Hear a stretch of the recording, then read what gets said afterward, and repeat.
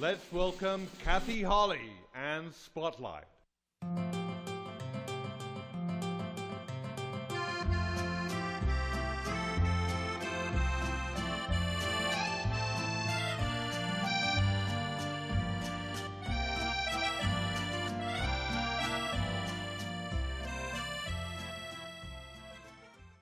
Hi, everybody. Welcome back to Spotlight tonight. This is so wonderful. I have such great talent. I'm surrounded by two men and talented ones.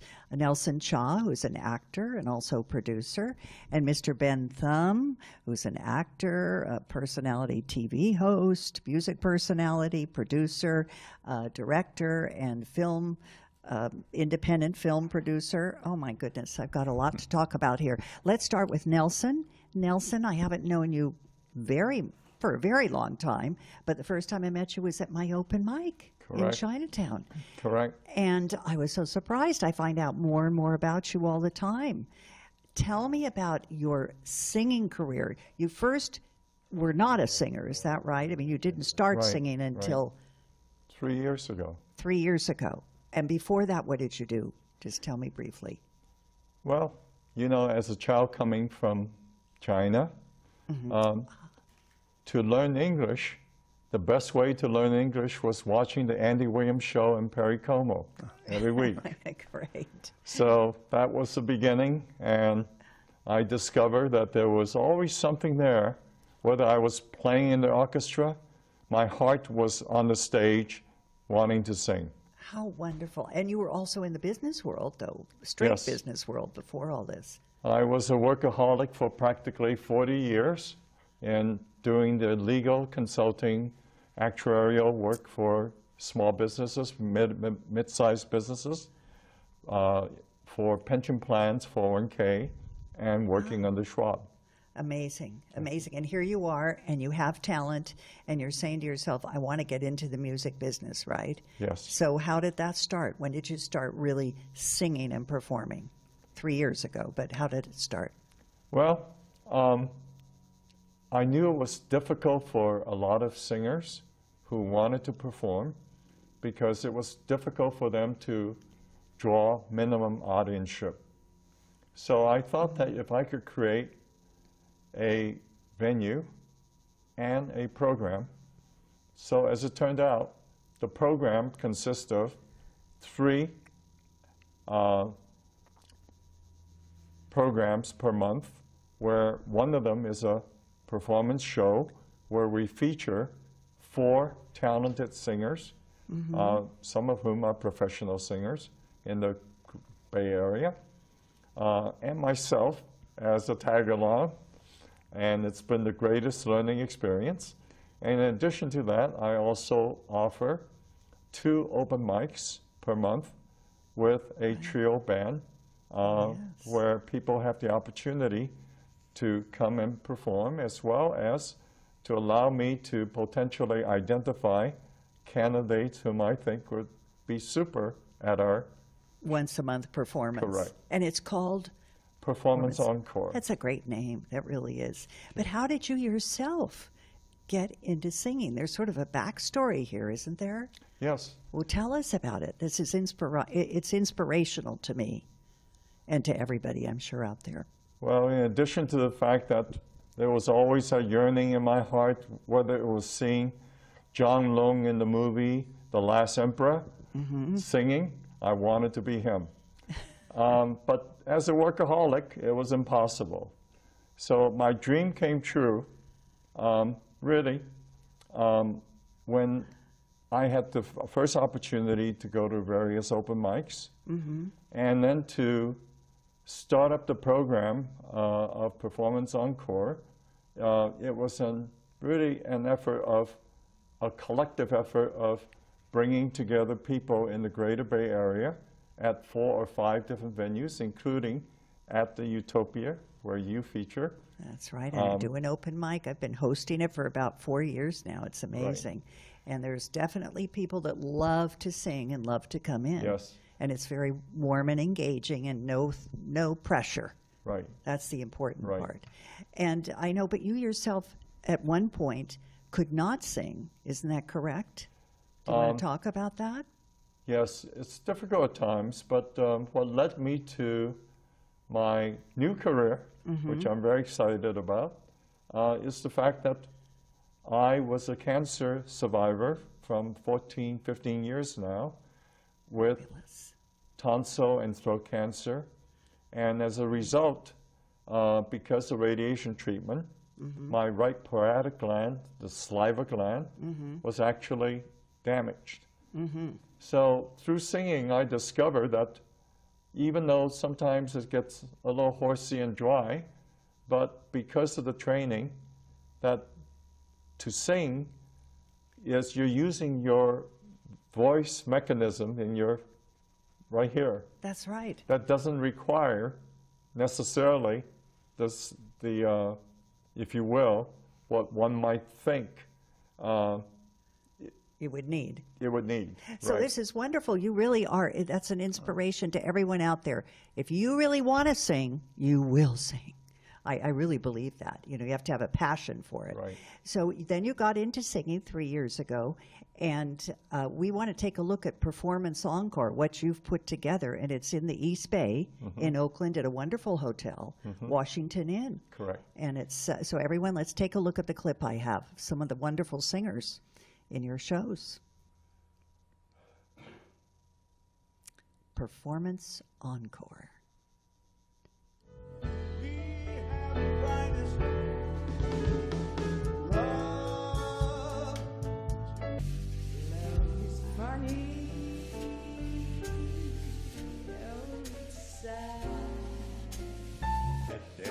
I did listen to his jive. I knew all along that he was all wrong, and I knew that he thought I was crazy, but I'm not.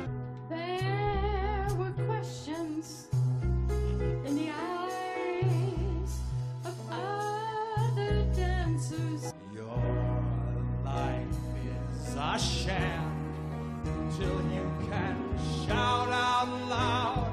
I am. Make me feel so blue. I ain't done nothing to you. You found me just in time before you came my time. Since that sad affair, she's lost her smile, changed her style. We were foolish.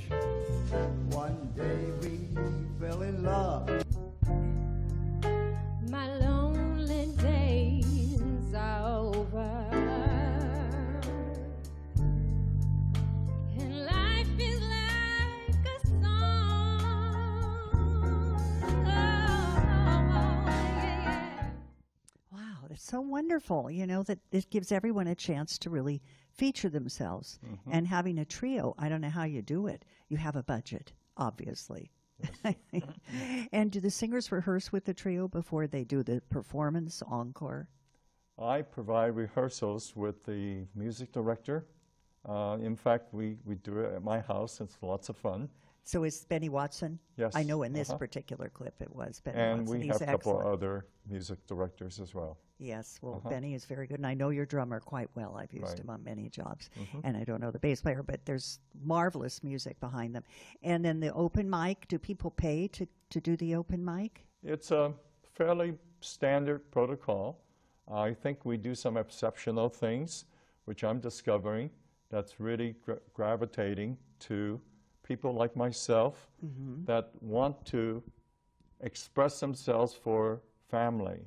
It's Right. becoming, the video is becoming, even in the open mics, not to speak of the show performances, Right, the video. becoming a legacy. Right, of that course. Videos we- are wonderful. Well, that's why I wanted to ask you, how much is it to do the open mic? Let's say I wanted to just walk in and sing. $10 at the door? $10 plus the Okay. courtesy fees or tips, if you will. And then you hire the videographer. Right. And if I want a video of the performance, I pay him. Right. Right, but he's excellent. I've seen his videos. Right. This is it. It's Right. wonderful. And the same with Performance Encore. He's Correct. there to do a video of your Correct. performance. Correct. No, it's really great to have the footage, I think. So what are your future plans? What is your company called, I guess? Well, the company is called Performance Encore because a tennis buddy of mine wrote me an email not too long ago that inspired me to call it what it is. And he said, Nelson, are you aware that you're living your dream? Oh, how wonderful. And so to me, it's really no different than having a 40-year career of trying to achieve something that's Right. valuable to the clients that we served. But now in the music side, I too look forward to not just serving the musicians who love to sing, but also the audience that they're bringing in. And we're averaging in our shows somewhere between 60 to 80 audience per How show. wonderful. Isn't that great? Nelson, that's And wonderful. That also led me to a very important discovery, and that is how to give back to the community. And I understand you're going to, you know, we have to move along, but I think one of the ways to discover all that you're doing is to go to your website. Yes. All right. And that I know is going to be on the screen, because if anybody wants information on how to be a guest at the open mic, correct? And how to qualify then to be a guest for Performance Encore, go to the website and try and get to the open mic over in Oakland. I know that it's BART accessible, and I've looked on your website too, and I know that the show is great. Yeah, it's great because I think it's $20. You could buy a ticket on, right? Right. Okay.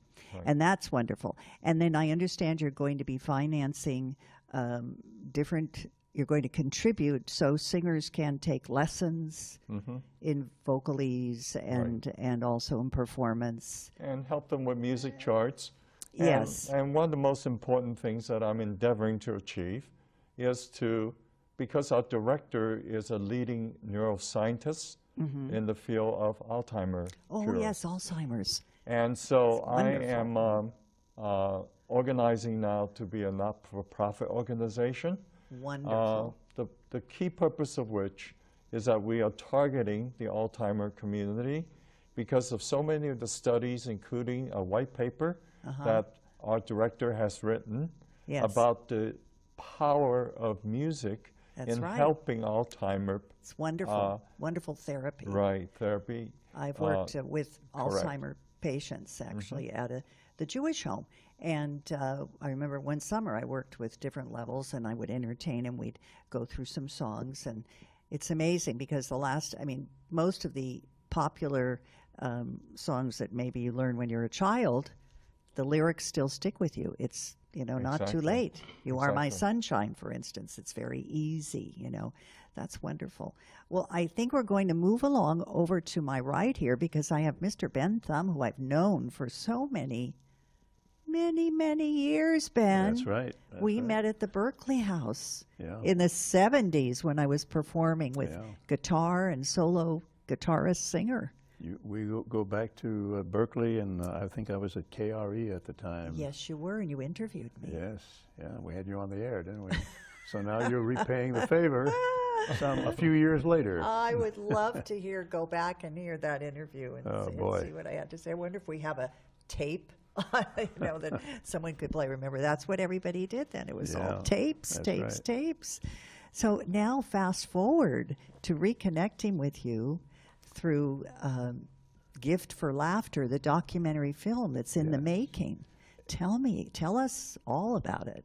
Well, I was reading an article in Time magazine some years ago that had an interesting statistic about Jewish comedians and how they were far beyond, that they were very successful beyond the norm. Jews make up about 1.9% of the population in America. It's a very small percentage. But they make up 80% of the comedy industry. And I thought, wow, that's interesting. It is. Why is that? And so I began to look into it. The article didn't seem to really answer that question, but it laid out the fact that, according to this fellow, he was a psychiatrist in New York who somehow put together this survey and came up with the figure 80%. And I don't think it's that today, because this article was about 30 years ago, but they still make up a majority of the comedians. And so why are they so overrepresented in a field that you and I know is a very difficult field to succeed in. Stand-up comedy. I mean, Oh, it's just, but we have lost some wonderful yes, we recently. we have. And, you know, some years ago, Jerry Stiller came into the project, and Jerry and his late wife, Ann, and I remember seeing Stiller and Mira as a comedy act back in Greenwich Village in, I hate to say it was the 1950s. Really? And I That's when it reminded started. Jerry that I had seen him on stage, and he said, "Oh yeah, that was at the so-and-so club," and he knew exactly what it was 50 years later. 50 years So, later. but Jerry was very helpful to us, and he got us to Steven Spielberg, and Spielberg liked the project, and so he gave us some money to go out and interview the old comedians. You know, Spielberg has a foundation, the Righteous Persons Foundation, and No, I didn't know that. That's they do fabulous. a lot of recording of Holocaust victims, and Oh, that's wonderful. so he felt it was important for us to go out and interview the old comics. Well, you know, I have watched the promo of your movie, Gift for Laughter, and it's not finished yet. You're still, right, it's still in the making. Still working on it. Well, we happen to have a clip from one part of it I thought we'd show the audience, and that in particular is, it's talked about why Jews do so well in comedy. And Mike Orenstein is the person really who's the voice, I think, under Mike this Orenstein clip. is an LA comedian, and we interviewed him, and I think he had some good things to say about Yes, let's take a subject. listen. I think this is wonderful, and a look. If we can get that video up, I think it would be wonderful. The reason why Jews do so well in comedy, in entertainment in general, but I think comedy more than anything else is part of the culture is to always question. And that's what comedy's about, is not taking anything for granted, questioning everything. And when you grow up in a milieu that's that, you know, everybody does it. Like the worst audience to perform for, old Jews.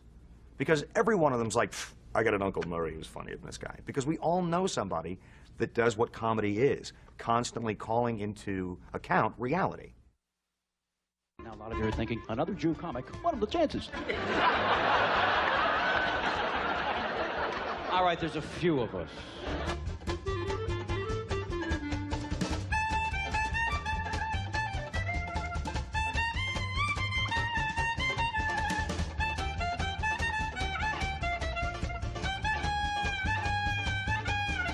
I suggest that we give him 10 years in Leavenworth or 11 years in 12worth. I'll tell you what I'll do. The Marx Brothers. That is so wonderful, that collage. It flashes all these different comics. Well, that was only half of it. I mean, Oh, I know. there are literally hundreds of comedians who've made a name for themselves, Jewish comedians.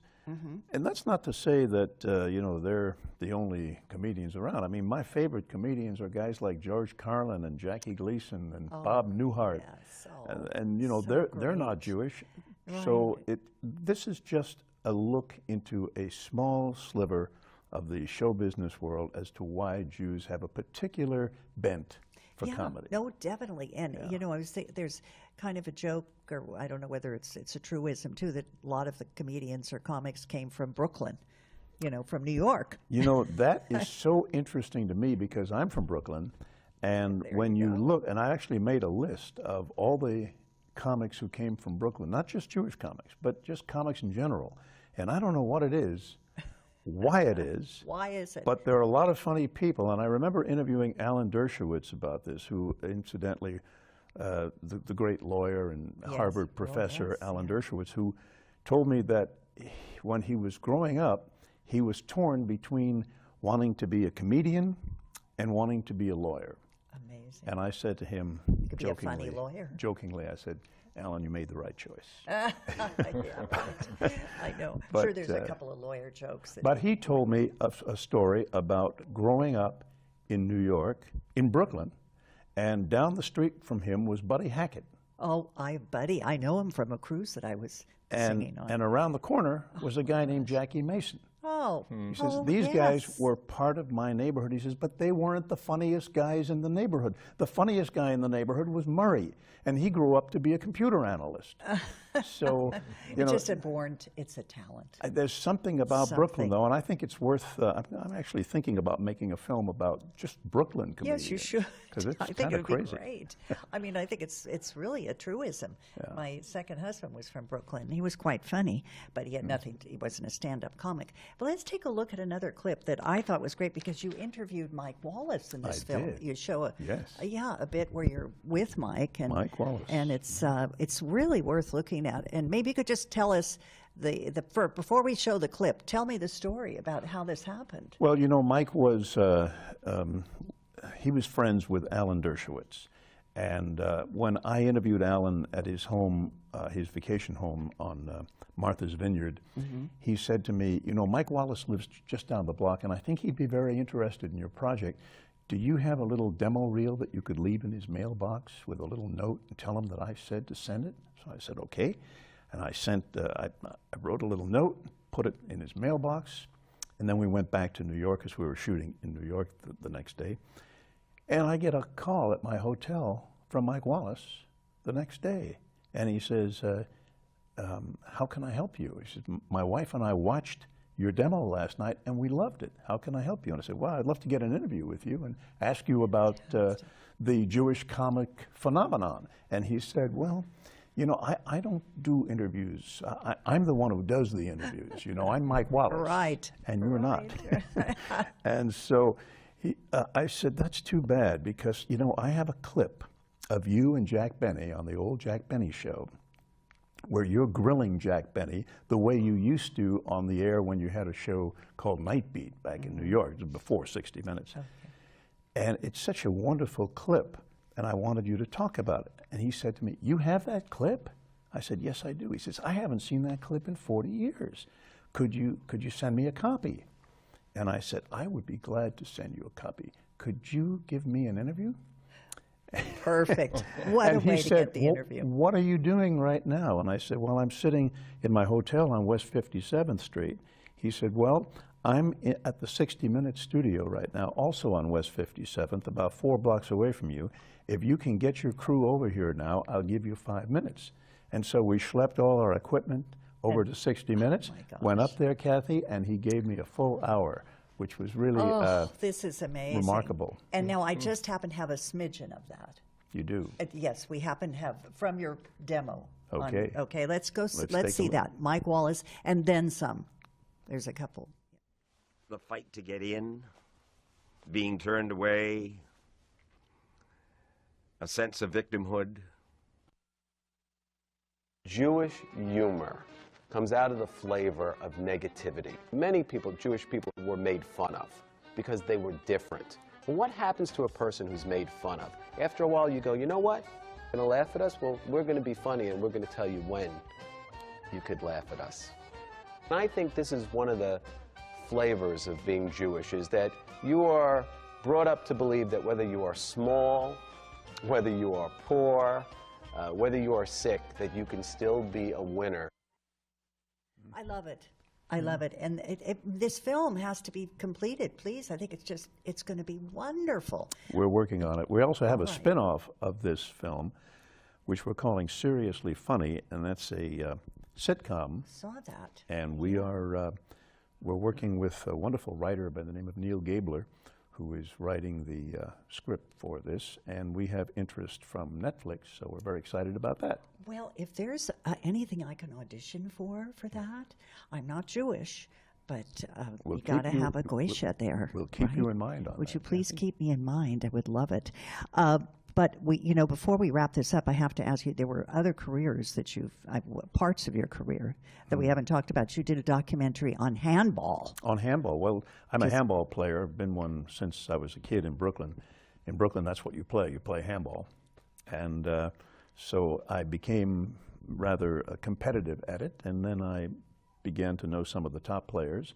And so I decided, these guys are laboring for nothing.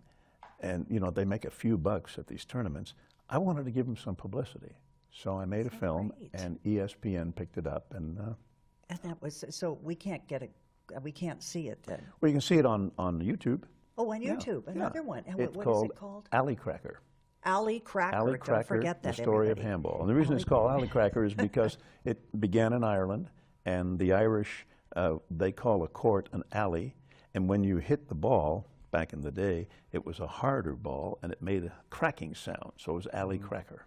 Oh my gosh, that is so great. And of course, I think it's wonderful. I don't play handball, but it would be so interesting.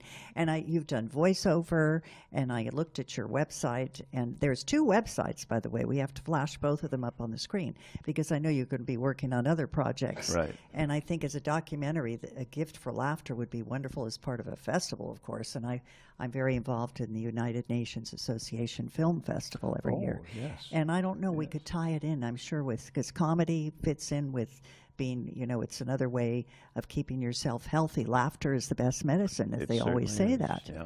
So going back to over here to you, Nelson, too, with Alzheimer's patients, music is therapy, therapeutic in many ways. And it's the talents we're talking about. Cultivating your talents is very healthy for your body and mind and spirit. Wouldn't you say? I would It's say so, important. yes. Absolutely. Yeah. And you've done so many. Well, you've been on television, hosted shows, and I know you've done a lot more, Ben. We don't have that much time to go into everything, but I want to have a life story. You have to write your memoirs. Well, I should do that at some point. Oh my gosh, you've got to do that now. Hopefully I've got a few more years before I'm ready for that. Well, I think you should do it now. I just did a one-woman show at Society Cabaret, and at the end of the shows, someone said, Kathy, you've got to write your memoirs now and go take the show on the road with the book. Yeah. Because then you have a chance of, you could show your cabaret show, which is story of some of my life of my career, but I've had many more stories. And then also have the book, the memoirs. So you have a written version, and then you show some of the other in musical format, which is really a great idea. So is this going to be an act that you're going to continue? Oh, yes, continue to refine it. Because I'd love to see it. Well, I want you to, and I'm thinking, that's going to happen very soon, because you can't just do one performance and then that's it, Right. It's like, it's the film, though. You've got to finish this film. I'm laughing. And, of course, we have that great dear friend of ours that is also a comic in the Bay Area. Jeff Applebaum. Jeff I Applebaum. love him, and he's clean. Yeah. Yes. That's what I love. He works clean. Clean humor. Yeah, Don't you that think sets that's him great? apart from a lot of the other comics. But we love Jeff, and he's actually a part of our project. So we're I'm so to have glad. him. He is just a wonderful person, and it's just this is the way to do it. The two of you working together And I would have be to fantastic. say that Jeff Applebaum comes from the small town that I grew up in on Long Island in New York. Which is called? After I moved from Brooklyn, we moved to Queens, Yes. which was almost Long Island. We used to say Long Island because we were only 2 blocks from Long Island, Give us a break, right?